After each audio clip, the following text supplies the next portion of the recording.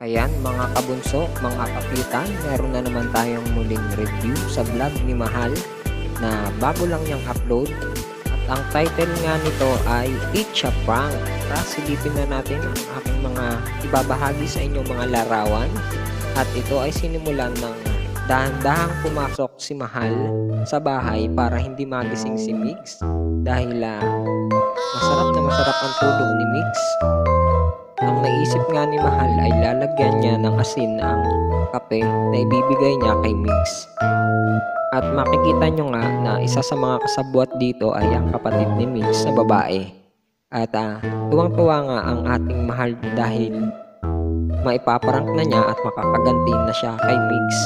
A few moments later. At nang nagising na nga si Migs ay inabot agad ni Mahal ang kape na inalok niya, ngunit ito ay failed, ibig sabihin ay hindi ito tinanggap ng ating Migs. Ngunit hindi pa naman alam ni Migs na pinaprank siya ni Mahal. At nakaisip uli ng paraan si Mahal. Sa pangalawang pagkakataon ay muling mag-aalok siya ng kape kay Migs. At doon ngay agad nagtimpla uli si Mahal ng kape na mayroong asin para maibigay muli kay Migs. At laking pagtataka nga ni Migs na gabi na ay nag-aalok pa itong si Mahal ng kape at ito naman ay tinanggap din niya dahil sa nakulitan na rin si Migs sa pag-aalok ni Mahal ng kape sa kanya. Oh no! A few moments later. At nang matikman nga ito ni Migs ay agad niyang nalasahan na ito ay maalat at nahalata niyang ipinaprank nga siya ni Mahal.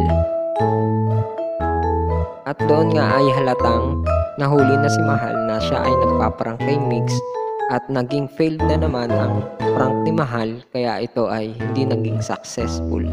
At ang sabi pa ni Migs ay nagpaplanong gumanti si Mahal at hindi ito makakaganti sa kanya.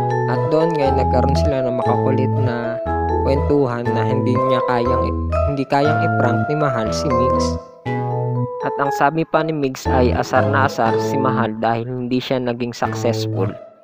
Dahil nga matalas ang pakiramdam ni Migs at kanina pa niya nakikita si Mahal na pabalik-balik at nagtatanong sa dalawang kasabwat niya.